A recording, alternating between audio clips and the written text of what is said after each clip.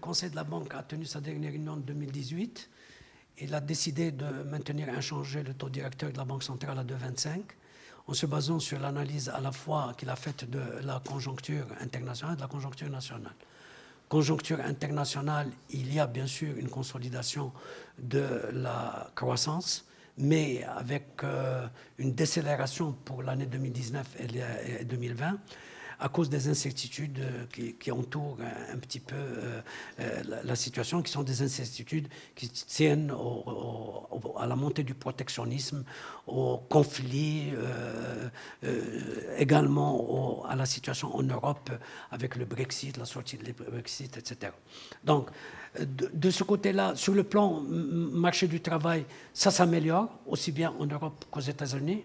Les États-Unis tournent autour de moins de 4% au niveau du taux de chômage.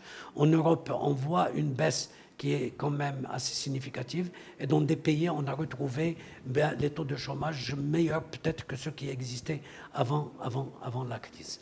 Sur le plan de l'inflation, l'inflation aux États-Unis dépasse même les 2%.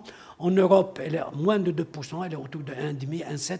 Et donc, par conséquent, sur les décisions des banques centrales, la Fed, dans sa réunion de novembre, n'a pas décidé de relever de nouveau son taux fédéraux, mais il y a la réunion de jeudi, donc après-demain, qui va devoir décider, qui doit donc indiquer quelle est l'orientation de la Fed dans ce sens-là. En ce qui concerne la BCE, ils ont décidé de maintenir le taux actuel zéro jusqu'à la fin de 2019 et ils ont indiqué que sur les rachats, ils vont arrêter les rachats d'actifs à fin de cette année de 2018.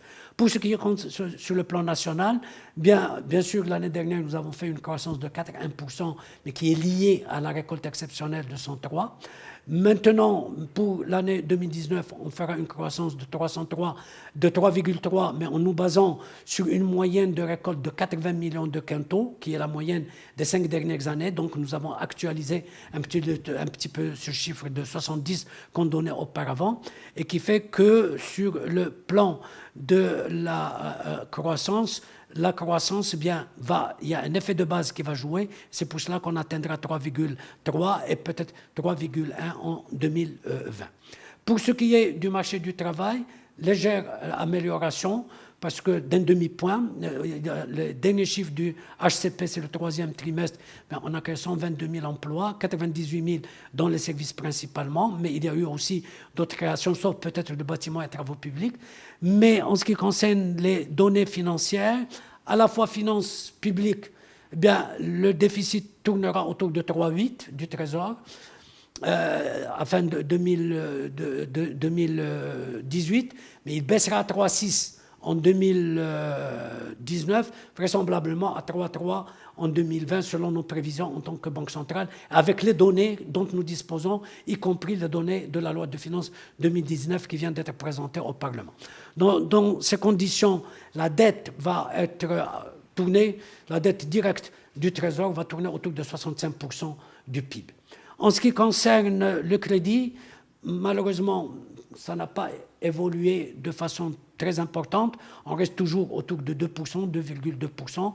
On a décidé, donc, comme je vous l'ai indiqué, que nous allons tenir en début d'année, avant la fin du premier trimestre de l'année prochaine, une réunion CGM, GPBM et nous-mêmes, pour revoir un petit peu ce qu'on peut analyser, les engagements qu'on avait pris il y a un peu plus de 2 ans, regarder ce que nous pouvons remettre sur le tapis et évidemment envisager ce qui peut pousser encore à la fois la demande de crédit et l'offre de crédit à s'améliorer au profit d'une meilleure croissance et d'une meilleure création d'emplois. Il reste sur la balance des paiements, le compte courant va s'aggraver en 2018 à 4,4. Il s'améliorera par la suite en 2019-2020 et nous aurons des réserves de change sur la base d'évolution des dons et des IDE qui tournera autour de 5 mois d'importation à la fin en 2018, 2019 et 2020.